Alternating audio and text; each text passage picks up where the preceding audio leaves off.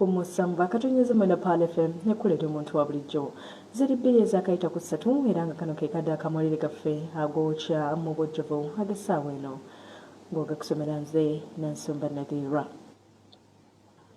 Olunaku olwaleero okulonda okw'abantu abaliko enkizo kukyagenda mu maaso era nga leero abaliko obulemu bwe bagenda okulonda obukulembeze bwabwe ku kyalo. Ebyalo byonna ebisukka mitwalo 7 okwetooloola eggwanga bye bigenda okwetaba mu kulonda kuno.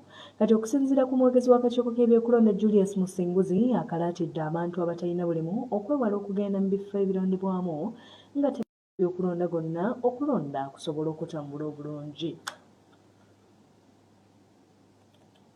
Twagala kukubiriza abalonzi bennyini okuba buli nti aliko obulemu ate obulemu obukiriziddwa mu tteeka. Abakozi b'akakiiko k'ebyokulonda bamanyi ate balina olukalala lw'obulemu obukirizibwa ate balina registers ezaatereezebwa akakiiko k'ebyokulonda ng'okulonda kw'obukiiko buno obwatandise olunaku olwajjo n'okulonda olwaleero kugenda kuba kwa kusimba nnyiriri.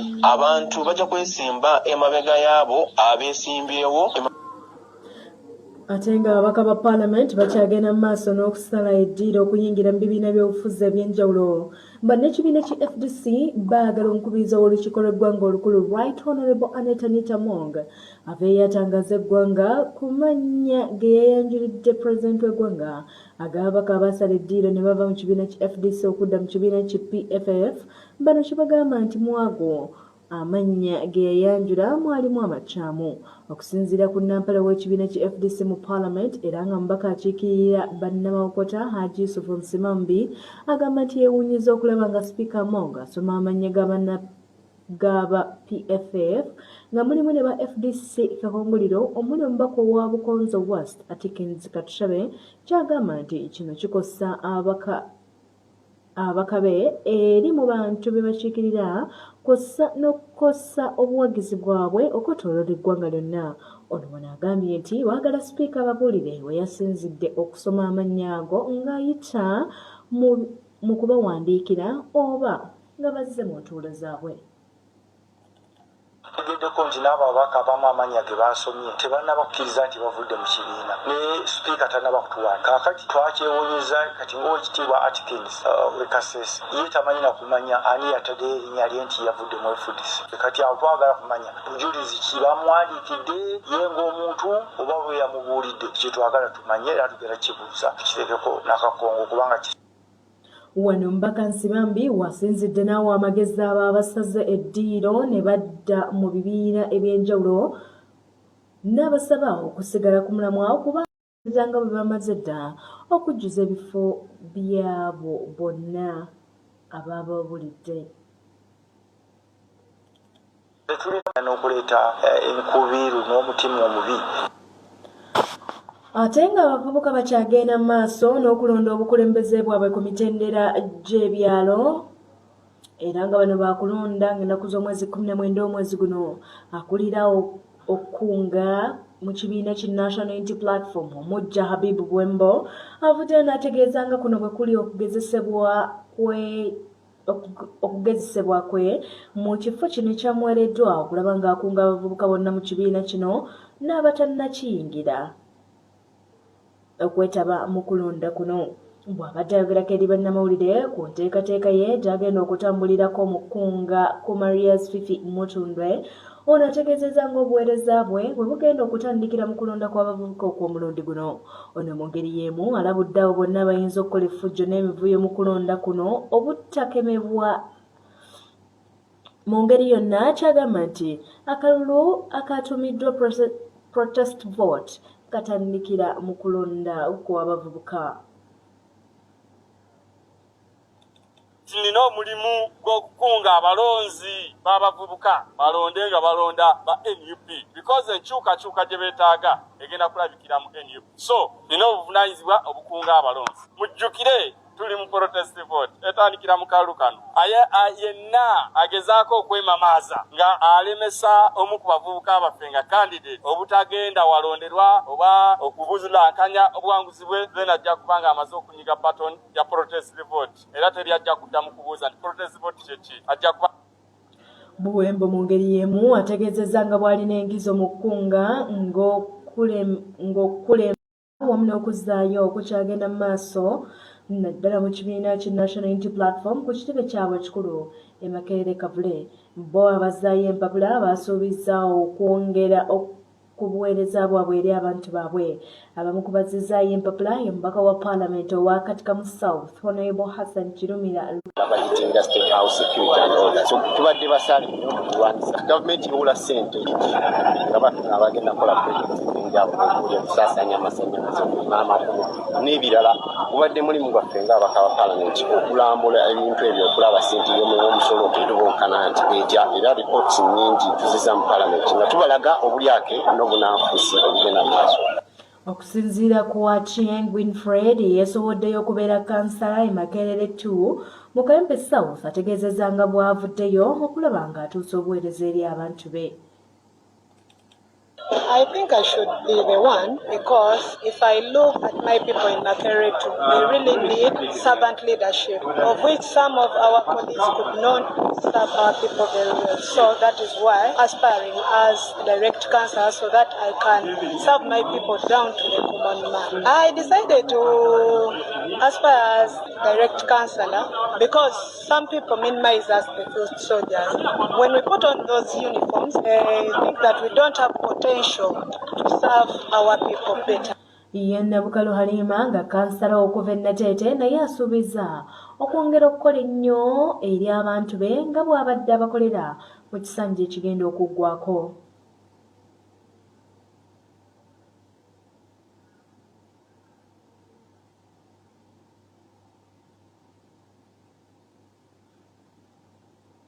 Ebyo nga mbitadde ku bbali mu kaseera ng'omulimu gw'okuzza obuggya n'okwewandiisa okufuna endagamuntu gugenda mu maaso, ekitongole ekikola kuwandiisa bannayuganda KINIRA kikakasizza nti abantu ababeera ddala eyo mu bukadde bubiri be baakazza obuggya endagamuntu zaabwe. Bino bikakasiddwa akulira okuwandiisa endagamuntu Claire Orama bw'abadde ku kitebe kya poliisi e Naguru. Gye buvuddeko ekitongole KINIRA kyatandika omulimu gw'okuzza obuggya wamu n'okuwandiisa endagamuntu z'abannayuganda era ng'abantu bangi bajjumbidde enteekateeka eno. Claire Karala ng'ono akola ku by'okuwandiisa bannayuganda asiimye bannayuganda okujjumbira omulimu guno era akakasizza ng'endagamuntu eziri eyo mu bukadde bubiri bwe zaamaze okuzzibwa obuggya mu kiseera kino.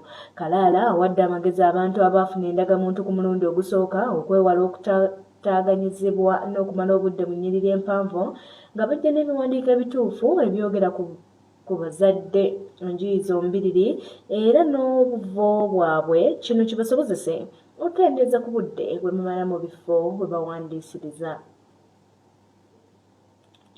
Twagala okubayozaayoza nga bannayuganda ate naffe ffennyini abanira okweyozaayoza nti okutuusa kaakano twakawandiika oba okuzza obuggya endagamuntu z'abantu 2.5 miliyoni bweddu abaakazza obuggya endagamuntu zaabwe. Awo nno njagala okubeebaza n'okubazaamu amaanyi n'okubasiima nate okwettanira enkola ya gavumenti ate n'okujja mu bungi.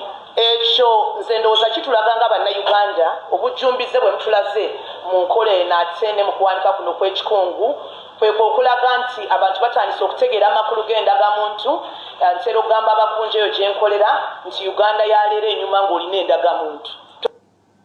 Kyokka ku ky'okuwandiisa abaana abatanneetuuka, Olama ayongerako nti kyandibadde kya buvunaanyizibwa abato bano okwerekerwako owooluganda okusobola okuyambibwako ku birayiro ebimu ebikubibwa olw'ensonga nti oluusi abaana bano tebamanya bituufu bikwata ku buzaale bwabwe. Ayongerako nti kino kisobola okumalawo omuze gwa kibba baana oba ogw'okugaba abaana mu bazadde abatali batuufu. Twagala okugamba nti teri mwana muto gwe tujja kuwandiika nga tawerekeddwako wa Luganda olw'omusaayi. Ate mu booluganda tugamba ow'ekika kya taata oba ow'ekika kya maama. Bannange bassezaala ne bannazaala si ba Luganda. Abooluganda be bab'ekika kya taata n'ekika kya maama abanaawerekeranga omwana. Lwaki twagala omuntu ono awerekera omwana?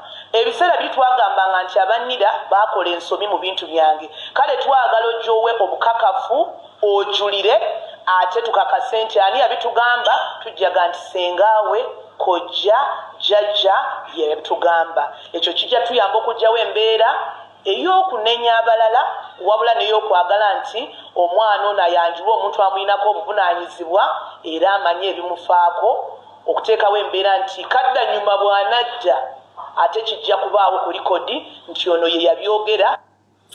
Ayongerako nti singa kisangibwa nga Nira ye yakola ensobi mu kwewandiisa, ensobi zino zitereezebwa ku bwereere, wabula ate singa kizuulibwa nti gwe ng'omuntu gwe yavaako ensobi oba olina okusasulayo obutemwa gw'ensimbi okufuna endagamuntu. Agenze mu maaso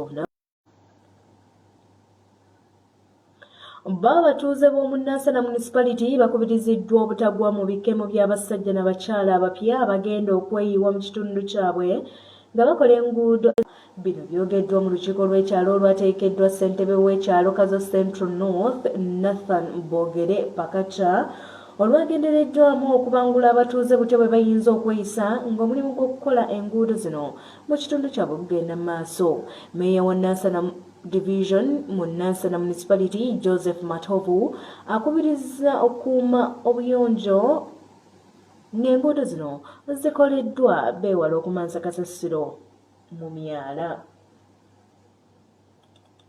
Tulina kye twaleese kituyita sortiment. Tugenda kujja nga tubibasomesa mu byalo okusootinga kasasiro. Ono avunda nakavundira obucupa obwo n'amaglaasi. Era kyembagambye kiri ekya Model Village bwe tuva ku kyalo bwe tuti abantu baleka tubawadde bibins.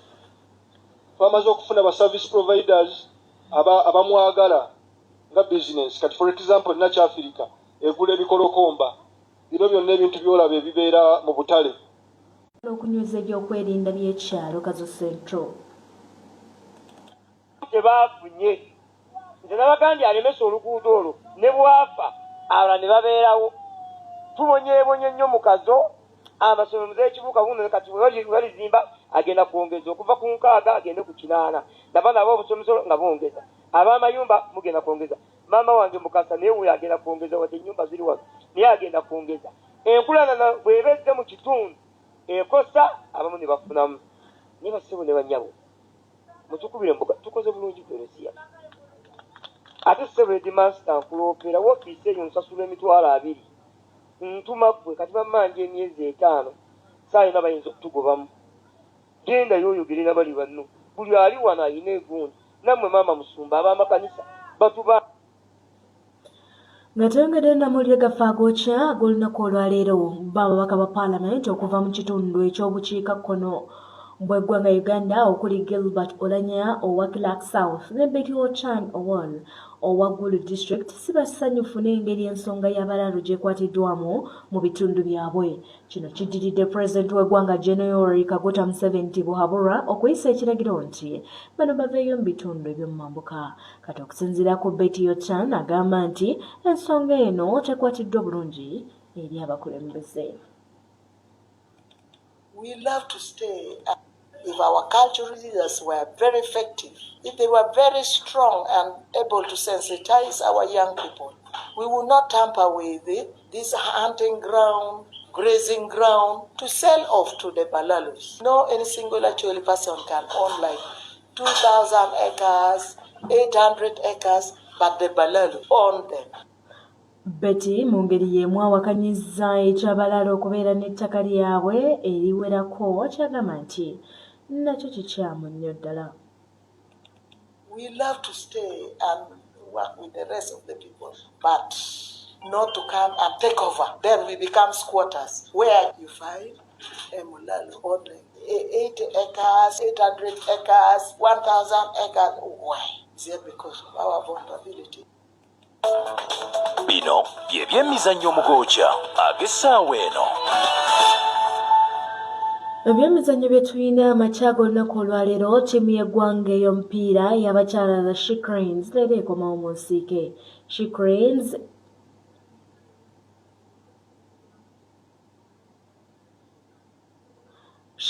olunaku olwaleero yakuzannya n'eggwanga erya Kenya mu mupiira ogusuubirwa okubaako vaawo mpitewo. She Cranes etunuulidde okuwangula omupiira guno okubeerayo n'akakisa akeeyongerayo mu kikopo kino. She Cranes yakubibwa eggwanga lya Burundi mu mupiira ogwasooka wabula nga etunuulidde okuwangula omupiira guno okutangaza emikisa gyayo.